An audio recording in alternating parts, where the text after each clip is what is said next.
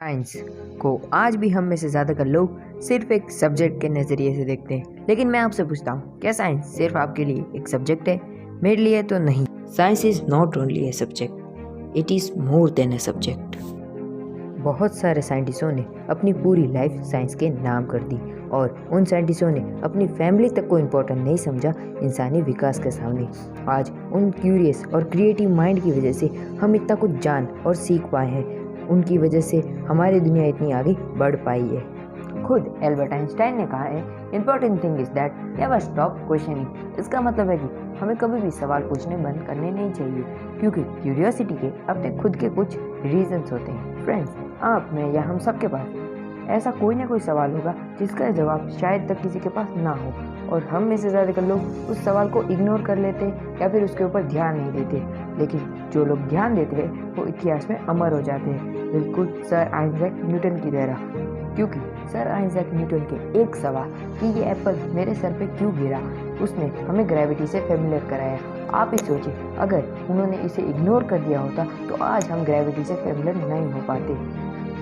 Friends, हम जब भी कोई अलग काम करते हैं सोसाइटी से, तो बहुत सारे लोग हमें भला बुरा कहते हैं। उनकी बात सुन के बहुत सारे लोग अंदर से टूट जाते हैं और वो काम करना ही छोड़ देते हैं। ऐसा ही कुछ एल्बर्ट आइंस्टाइन के साथ हुआ था। एल्बर्ट आइंस्टाइन को भी बहुत सारे लोग मेंटल कहा करते थे, लेकिन उन्होंने उनकी बातों पर ध्यान ना देते हुए अपने ऊपर भरोसा रखा और आज वो पूरी दुनिया में फेमस है एज अ ग्रेट साइंटिस्ट। इसी तरह हमें भी अपने ऊपर भरोसा रखना चाहिए और दूसरों की बातों पर ध्यान नहीं देना चाहिए।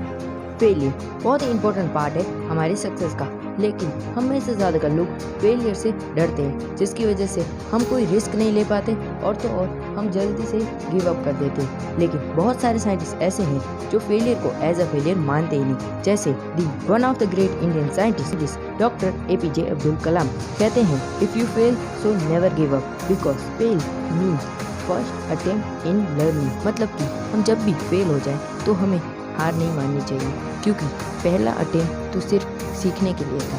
तो the inventor of bulb Thomas Edison से जब एक इंटरव्यू के दौरान एक रिपोर्टर ने पूछा, कैसा लगता है 1000 बार हार के, तब थॉमस एडिसन ने कहा कि मैं ये नहीं मानता कि मैं 1000 बार हारा हूँ, बल्कि मैं ये मानता हूँ कि बल्ब बनाने के 1000 स्टेप्स होते हैं।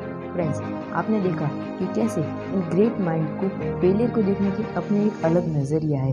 उसी तरह इनसे हमें यह सीखना चाहिए कि हार के दुख मनाने से ज़्यादा इम्पोर्टेंट होता है कि हम किस वजह से हारे, इस पे हमें ज़्यादा फोकस देना चाहिए। पूरी दुनिया आज साइंस को अपना रही है और साइंस को एज अ ट्रूथ समझती है, और तो और बहुत सारे लोग ऐसे हैं जो साइंस की मदद से अपनी लाइफ में आगे बढ़ रहे हैं और सफल हो रहे हैं। फ्रेंड्स, अभी भी बहुत कुछ ऐसा है जो हम नहीं जानते। इसका मतलब है कि साइंस अब एक सब्जेक्ट नहीं रहा, ये एक ह्यूज ओशन है जिसका हम सिर्फ कुछ प्रतिशत ही डिस्कवर कर पाए हैं। अभी भी बहुत कुछ बाकी है। So friends, be ready to dive in this huge ocean of science with move on to science.